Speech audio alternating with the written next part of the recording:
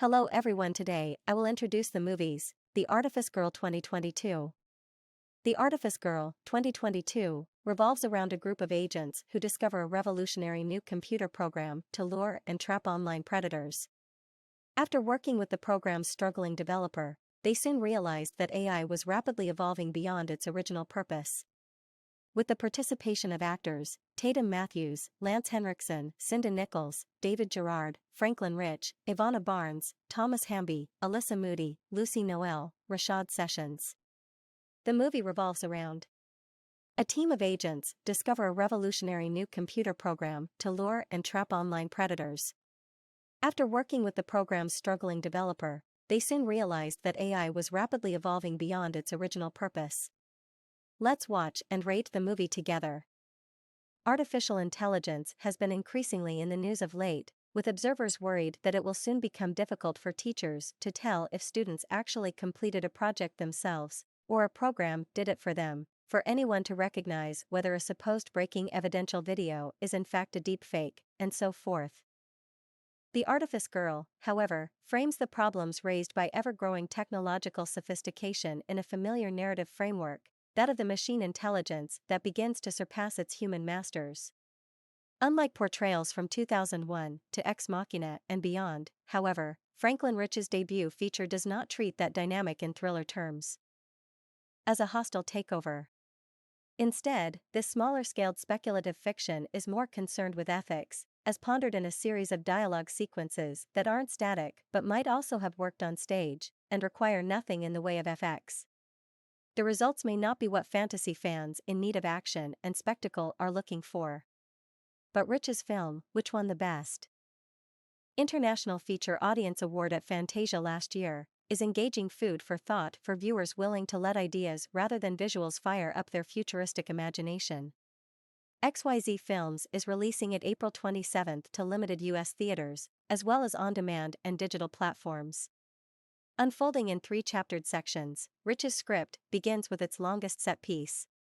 Special agents Dina, Sinda Nichols, and Amos, David Gerard, have managed to get reluctant, resentful Gareth, played by the writer-director himself, to a drab basement room at the HQ for an international humanitarian organization.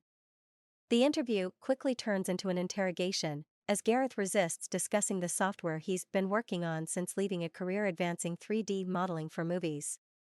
He claims credit for once bringing back to life a long-dead Alec Guinness for a Star Wars entry. They suggest he's a child predator, online and perhaps IRL. He certainly acts like a stereotypical one. All shifty eyes and antisocial behaviors.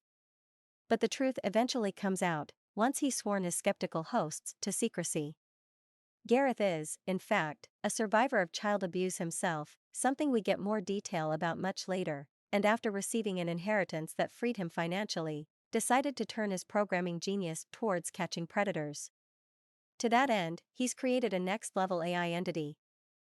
A highly detailed digital model he's dubbed Cherry, who looks and sounds like an 11-year-old blonde American girl, Tatum. Puppeteered by him, she is bait that attracts pederasts worldwide, generating evidence he then anonymously turned over to the authorities. But the persona is so amazingly lifelike, the agents have great difficulty believing that Gareth isn't using an actual, flesh-and-bone child as an entrapment lure. Bullish, bad cop Dina, whose family also has personal experience with molestation, and the more cautious, empathetic Amos want to appropriate this technology for wider use. Gareth is initially opposed, but he acquiesces and becomes part of their team. He's largely convinced by Cherry herself, who is already perhaps a more advanced, level-headed strategist than her Minders can ever be. And she is still evolving. The other 2 sections, one taking place in another institutional interior, the last in a private home, take place several years, then decades, later. Mortality for the human employees factors in, as does interpersonal conflict, particularly over Amos' ethical qualms regarding Cherry's ever more realistic applications.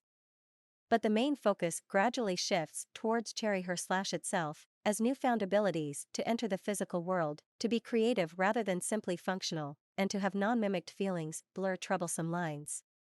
"I can't even tell I'm not human anymore," she says at one late point, a sentiment more sad than boastful. she was happier when just a tool. Indeed, happiness was just an abstraction then. All these discussions around technology, morality, and consent might easily have grown arid. But Rich maintains enough tension via filmmaking craft, and is cast via intensity of psychological dynamics, that this very talky, nearly action-free drama never grows ponderous. On the other hand, neither does it pack a lot of emotional punch. The actors don't fully transcend their characters' function as position point articulators, with Lance Henriksen coming closest as one aged protagonist in the final section. The impressive young Matthews doesn't fully convince in Cherry's transition from high-end automaton to independent thinker. But given the role's conceptual arc, any performer would have difficulty suspending our disbelief throughout.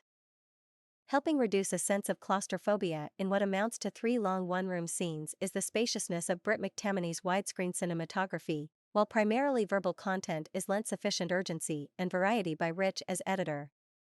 Design elements make a more discreet contribution, including Alex Cuervo's original score. Some reviews of the audience about the movie are as follows. This is much more likely than Terminator. AI, as it evolves, will become more intelligent than humans, and that obviously brings higher standards of moral and ethics. This movie shows a little bit of that direction instead of the Terminator or Matrix approach. It's a 10/10 for me. Great movie. Thank you all crew. It is an important topic to discuss as AI is blending with everything. This movie deserves all the attention possible. I would even vote it for the Best Script Oscar to call the attention it needs. This is not an horror movie. It is a drama on serious and current issues humanity is facing today. I was blown away with the complexity of the story told in a very simple way. The writing is fantastic and the story is very relevant to today's current events pertaining to AI, with ChatGPT 4.2 theoretically acquiring the ability to think, create art, write complete complex essays, and write poems in 2023, which makes today's AI more advanced in many ways than Cherry from this movie. This story is divided into 3 chapters and each chapter jumps ahead into the future. There are actually 3 rooms where this story unfolds in, 5 rooms if you count a brief church and a dilapidated house scene. This movie deals with very sensitive stuff, a solid story that deals with a man's emotional personal traumas and how those traumas shaped him to become the inventor of an AI system that changes the world, but by using his traumas as the primary directive of the AI, it has emotional unintentional consequences.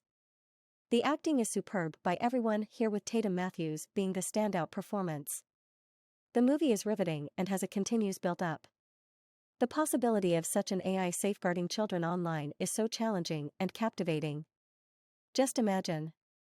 Children contain the potential of goodness and purity that we unfortunately lose over time, but they are worthy of sacrifice.